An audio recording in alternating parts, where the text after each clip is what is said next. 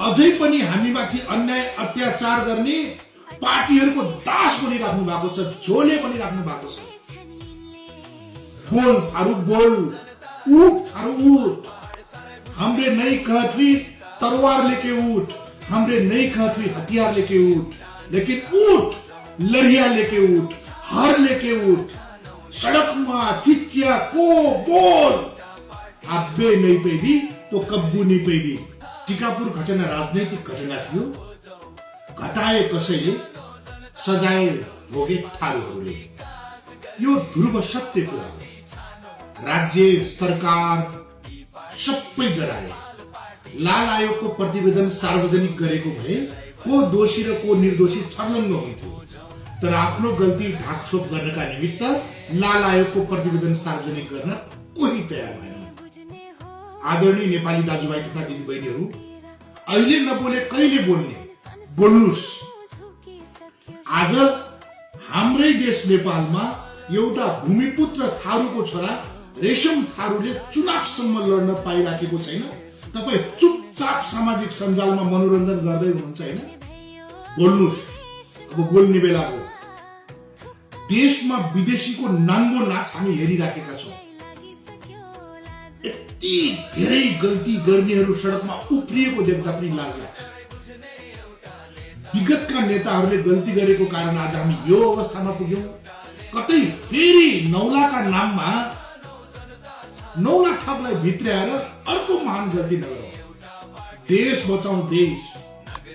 म रेशम थारू हुँ, तर 12वटा देउसी भैलोको क्यासेट निकाले मैले। 12वटा गाईजात्रे क्यासेट निकाले। 200 भन्दा बढी राष्ट्रिय गीतमा संगीत गरे, गाए। आधुनिक गीत, लोकगीत, चलचित्रको गीत, पुस्तक लेखे। बिना कारण 8.5 वर्षको कारावासको सजाय पाए। यो सब अन्याय ठुलो ठुलो हेरेर बस्नु, सुनेर बस्नु स्वाभिमानी नेपालीका लागि पक्कै मनासिब होइन। अहिले नबोले कहिले बोल्ने? बोल्नुस्। मलाई थाहा छ एउटा सिङ्गो समुदायमाथि यति धेरै अन्याय हुँदा पनि हाम्रा समुदायका बुद्धिजीवीहरू पनि अझै बोल्न डराइराख्नु भएको छ। उहाँहरू अझै पनि हामीमाथि अन्याय अत्याचार गर्ने पार्टीहरूको दास बनिराख्नु भएको छ, झोले बनिराख्नु भएको छ। बोल थारू बोल, उठ थारू उठ। हमरे नहीं कहत हुई तलवार लेके उठ, हमरे नहीं कहत हुई हथियार लेके उठ, लेकिन उठ, लड़िया लेके उठ, हर लेके उठ। सड़क में चिच्चिया को बोल। आब्बे नहीं पेबी तो कब्बू नहीं पेबी। ई बार नहीं तो कोनो बार नहीं।